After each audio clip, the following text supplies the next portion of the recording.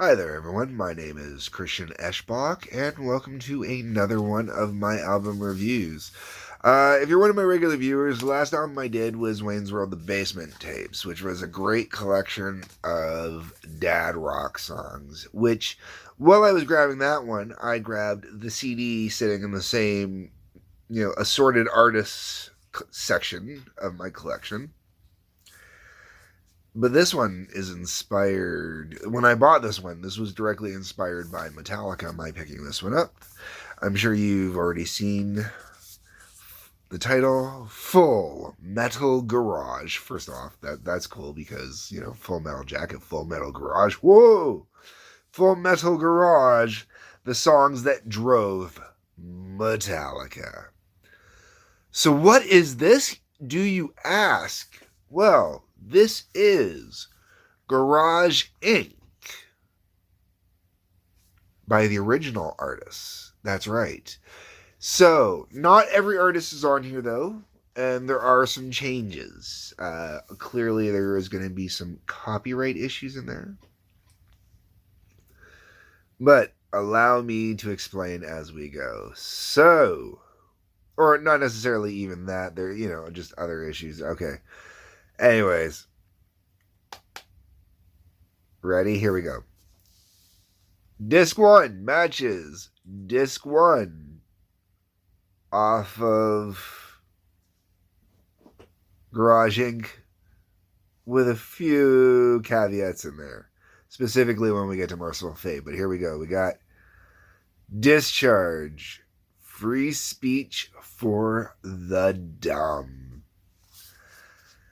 The Metallica version is basically bang on to this version. There's really no difference except for Metallica really kind of jacks up the solo a little bit. They have a little more fun with it. I actually really appreciate the original version. There is just something about the energy. I'm not usually much of a punk guy, but there is something about the energy on this, and I really should check out some Discharge because the simplicity of just kind of chanting the same lines over and over again over a certain little section of music and then just kind of going nuts on solos and sections, and that's it. There's a brilliance to it, a simplicity and a brilliance that is really, in some ways, underrated and in some ways overutilized in today's music because today's music doesn't have the passion and energy this does, but they still like to just chant those same lines over and over again. It doesn't work the same way. After that, we get into Diamond Head. It's electric. I am going to skip any mentions of Diamond Head when we go through here. If you want to hear my views on Diamond Head, please go watch my review for the Diamond Head Lightning to the Nations album, as I cover every Diamond Head song that's going to show up on here anyways. After that, we get into Black Sabbath, Sabra, Cadabra. Now, the Metallica version is actually got a second song spliced into the middle of Sabra Cadabra. So it's technically a medley of two songs because this version, the Black Sabbath version, has what James likes to call the hippie trippy section. I absolutely love Black Sabbath, Sabra Cadabra. Wonderful song, great song. I understand why Metallica chose to pick it. And if I'm not mistaken, I've already talked about Sabra Cadabra as well. You can go find that on my Black Sabbath review, or my review for Black Sabbath, Sabbath Bloody Sabbath. There is a track missing at this point. Bob Seger's Turn the Page was not included on this, and I believe that was the only song that was 100% left out due to, I'm sure, getting the permissions for it or putting it on here. And it is a shame that it's not on here. So be it. That brings us on to the Misfits' Die Die My Darling. Now, I have this on a different album as well. I have not reviewed that album, I don't think I've covered the Misfits yet. I love Die Die My Darling. It is a great song. It's one of those songs, it's an earworm though, man. You know, you just die, die, die, my darling. Don't understand a single word. Die, die, die, my darling. Just shut your pretty mouth. I'll be seeing you again. I'll be seeing you in hell. You know, it just, and the riff going on in there, da da da, my darling. It's just such an earworm. I'm gonna have it stuck in my head nonstop now. Interestingly, they do now include Nick Cave's Loverman on here.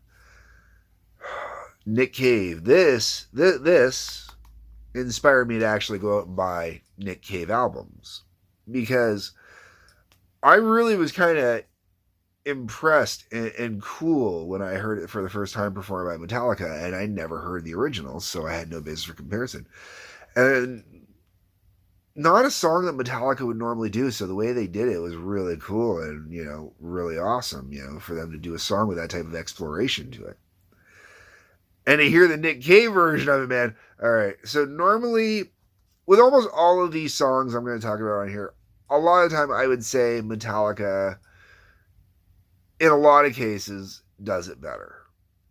Or, you know, hearing James's voice on there gives it more oomph, or gives it more balls, or, you know, just jacks it up, makes it stronger, okay?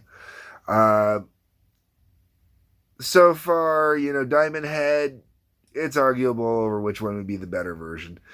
It's hard to beat Black Sabbath, right? So the Metallica version is different, though. So the Metallica version takes it a little bit differently, which is cool and awesome in that way.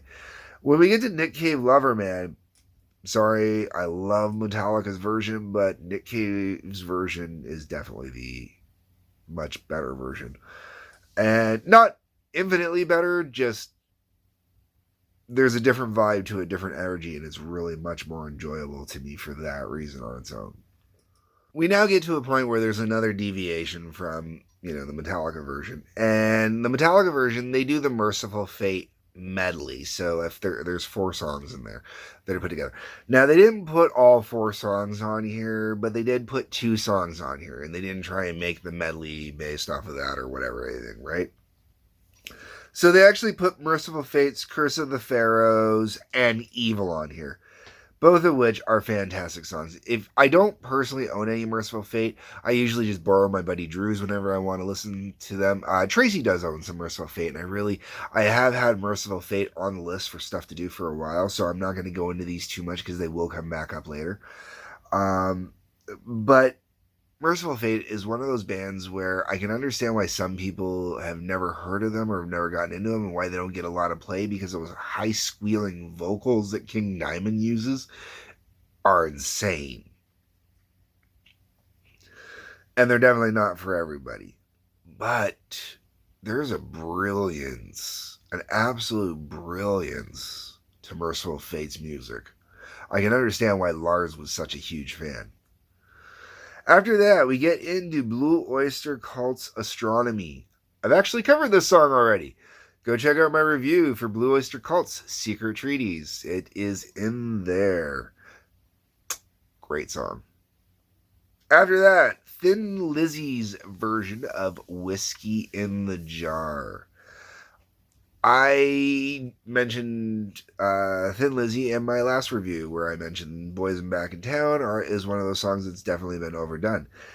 Whiskey in the Jar. Now, I have had the honors of playing this song, learning this song for playing live, just on the drums, though. Drums and vocals is what I did with this song. And Whiskey in the Jar is a great song to play, and we geared ours a little more towards the Thin Lizzy version, because I really love the solo in the beginning of the Thin Lizzy version, like the Metallica version with the chugging intro that is cool, but the kind of beautiful soaring of the intro solo on Thin Lizzy's version, the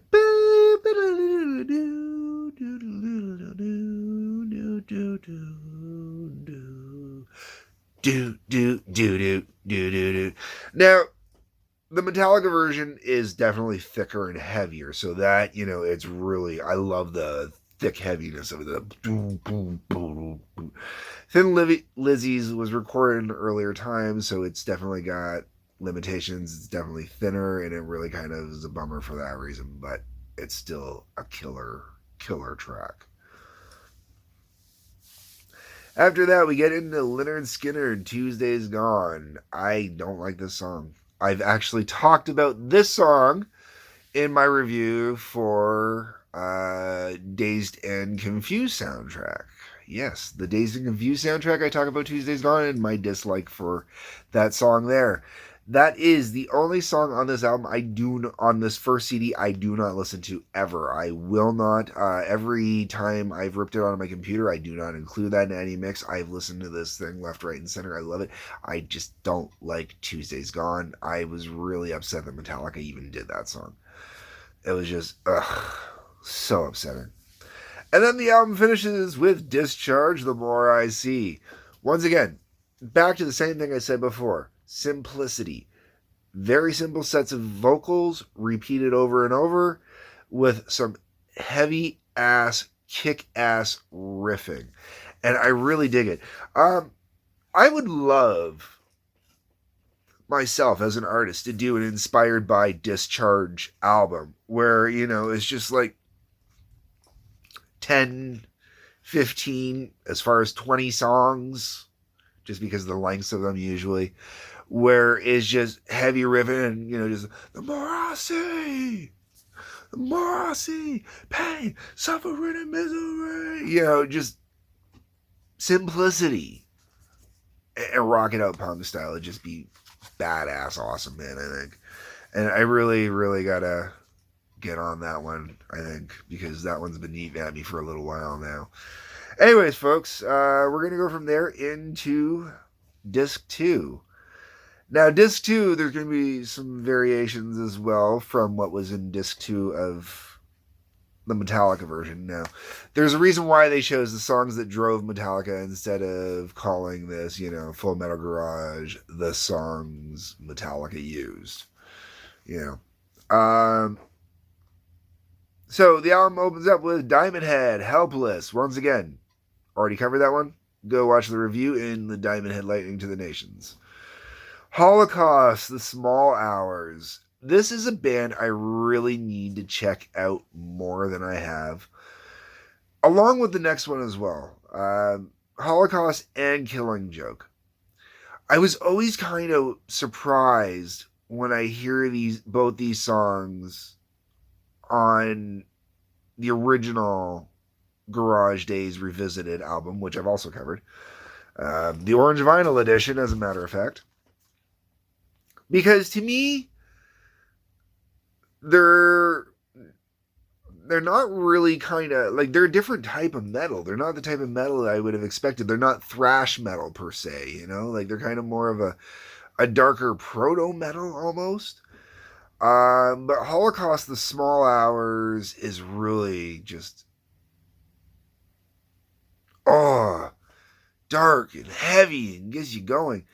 And then the weight continues that dark heaviness in there where you're just kind of like, whoa, like, wow.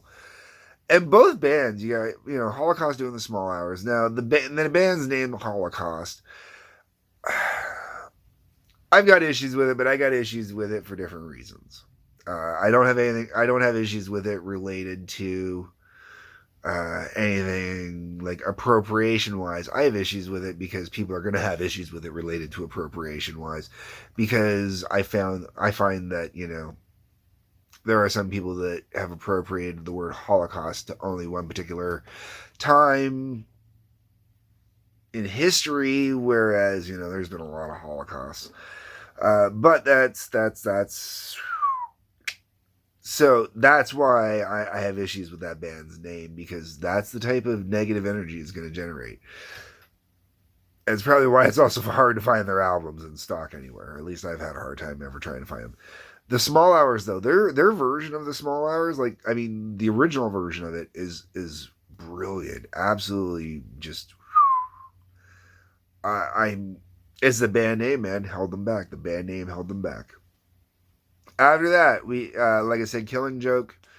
Um, Killing Joke, I've had a hard time with because I've heard a couple other Killing Joke songs over the years, and they don't make me think of anything like The Weight. So I lost on that one. I don't know where to go. After that, we get into Budgie, Crash Course in Brain Surgery. So I own a couple Budgie albums. I don't own any Budgie that has this on here, and I think that's kind of a bummer for me. And there's another Budgie song that's going to come later. I don't have those in their original forms, and I like the original forms on here. The two albums I do have from Budgie, they're decent, but they're not like if these were the songs I'm using to judge what I wanted to hear from Budgie. Those are not the albums I wanted to hear from Budgie. Apparently, I wanted earlier Budgie more than later Budgie. I'm not sure.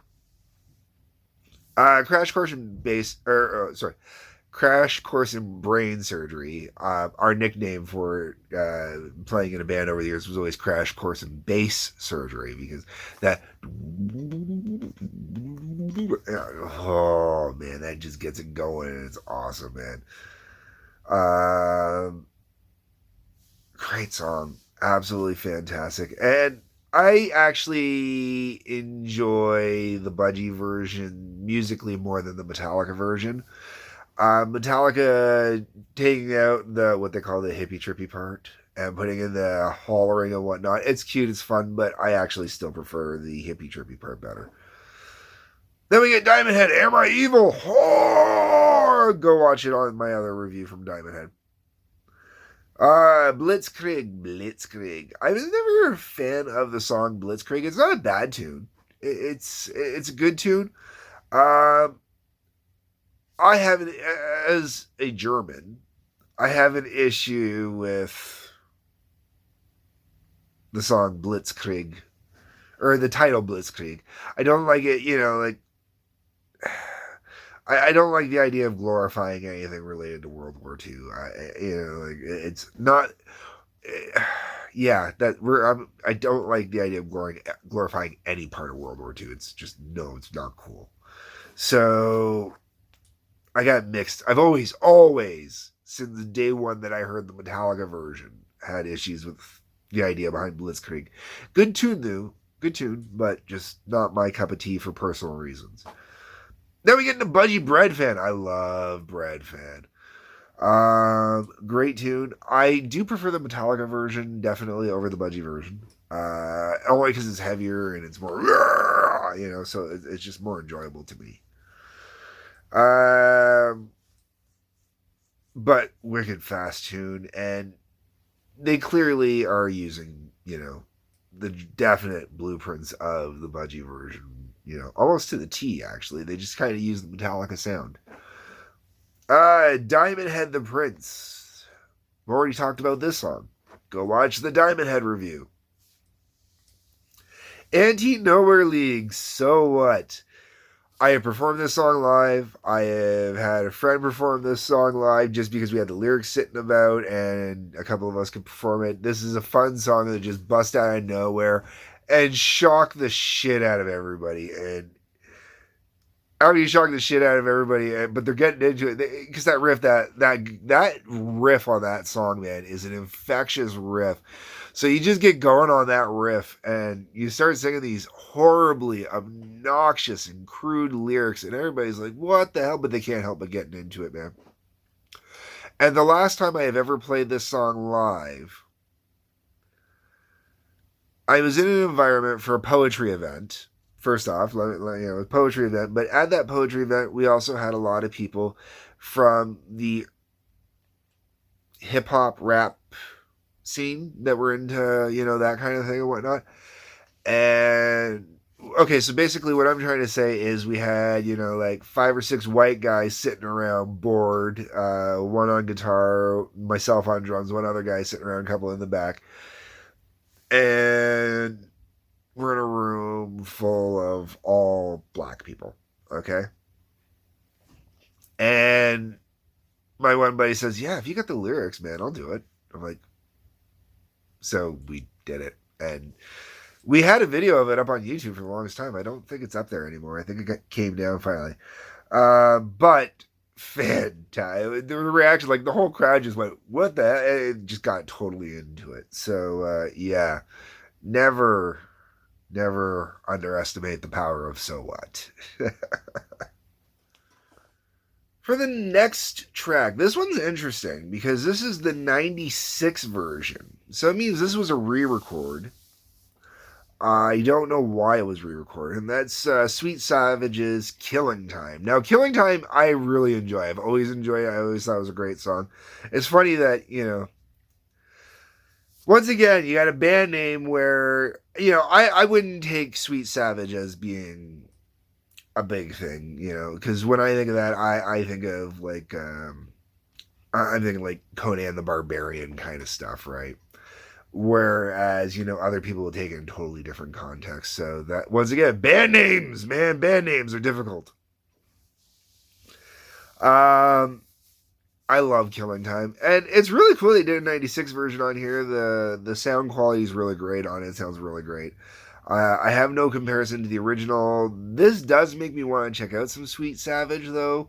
I really should get around to it, and one of these days I probably will. Now, all those of all, like the first 5 songs there: "Helpless," "Small Hours," "The Wait," "Crash Course in Brain Surgery," and "Am I Evil," those were all off the original Garage Days album, Garage Days Revisited. Oh no, sorry, my apology. Helpless. Wait, we're missing this. Oh, they don't have the Misfits' "Last Caress" or "Green Hell" on here. That's what's missing. Okay. So you got "Helpless," "The Small Hours," "The Wait," "Crash Course in Brain Surgery." Then it should be "Last Caress," "Green Hell" to round out the original Garage Days Revisited album. I'm not sure why those 2 particular songs aren't on here, even though they've got "Die Die My Darling" on here. They wouldn't have sucked up a whole lot of space, and I'll get into it a little more as we go down. "Am I Evil" and "Blitzkrieg." Now, those were B-sides off of, I believe, the "Jump in the Fire" single and maybe one of the other ones. I know them best. I actually have the CD version of "Kill 'Em All" that actually has both of those tracks as the last 2 tracks on there. So I've always had copies of them that way. "Bread Fan," "The Prince," "So What," "Killing Time." Those were all B-sides during the Black Album for singles. After that, we get into "Overkill" and "Too Late, Too Late," both from Motorhead.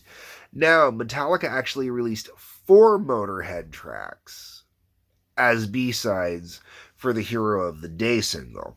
I've actually got a "Hero of the Day" special edition red pack that actually has all 4 of them together, so I had them all together in one. You can get all 4 of them on Garage Inc., obviously. But they choose to use only "Overkill" and "Too Late, Too Late" here. I'm going to say probably the safer choice, although I really do like "Stone Dead Forever." And I have actually covered "Overkill" and "Too Late, Too Late" on the Motorhead Overkill album, so go take a look for that. No, wait, did I? Maybe not. This might be edited. Who knows? Okay, moving on. We get to Savage, "Let It Loose." Most people are not going to be aware of the fact that that Metallica actually ever covered this song, "Let It Loose." This is one of those rarities from the really early days that they covered and played live. So it's really cool to see it actually put on here. I really enjoy "Let It Loose." I think it's a really fun song. I can understand why Metallica never recovered it later on down the line, because it's kind of, on the Metallica side, it's one of those songs, it's fun because it's simple. So as a person playing live, it's a really easy one you could throw into your set list kind of deal, so it's really fun that way, but it's not a song you want to be doing all the time. That brings us to Diamond Head, "Sucking My Love." I've already covered this one, but once again, this is on here because Metallica did in fact actually cover it in the early days. So, so far everything that's been on here has been a song that's been covered by Metallica, and I have covers, those actual covers. I do actually have them on special bootlegs or fan-made albums or whatever you want to call them. And I'll probably get around to some of those because I've been covering Metallica really weirdly. So, yeah, we'll see how that goes. So the next two tracks are actually songs I've never heard Metallica cover. I've never heard variations of Metallica covering. I don't know why they're on here. We got Savage Again with Dirty Money, which is a decent tune. I enjoy it, but if I had a choice between Dirty Money being on here and the Misfits version of Last Caress in Green Hell, I'd rather have the Misfits version of Last Caress in Green Hell on here. And then it finishes with Jaguar Stormchild. I don't know why that one's on there. I really don't like that song. I don't enjoy it at all, and it's not a song that makes me want to go check out Jaguar. This, if you can get your hands on this, aside from the last two songs, which I'm so about, pick this up. Oh my God. If you can get your hands on this, pick this up. This, if you do not have, I have a lot of the original versions of this because Metallica actually inspired me to go check out these bands. I don't have all of them though. But after picking up this collection, I've been inspired to go out and pick up any of these albums I can get my hand on. And even if I don't want to pick up those albums, having the original versions to compare to is brilliant. This package is just absolutely fantastic. It's this great little sleeve that it comes in, CD. There's some notes and stuff like that in there and whatnot. But to me, the notes really aren't great. It kind of explains a little bit why they put in there Dirty Money and Stormchild, but once again, not songs that Metallica ever covered. So to me, putting those in there was a waste when they could have had either another Motorhead song plus the two Misfits songs, or they could have just left it out and tried to match it more to the original. Anyways, that's my view. Those are my thoughts. Pick this up. Let me know what your thoughts are. Comment section. Let me know what you have to say about that. Let me know what you think about this collection, if you've heard this collection. If you've got any of these original bands that I've talked about, we're talking about Killing Joke or Holocaust, Sweet Savage, drop me a line on an album you suggest so I can check them out, Other than that, folks, hit the like button, hit the subscribe button, please. Those really help me out. They'll help everybody out because it allows me more features. The more subscribers I get, the more YouTube lets me do. Otherwise, there is a link below. There's going to probably be a couple links below. I'll probably got a link below in there for the Diamond Head review for how many times it really pops up on here. Any other reviews, I might link below as well. Otherwise, folks, there is that Patreon one. That is the important one. That's why I'm mentioning the links below. Throw me a few bucks. Otherwise, peace, love, take care.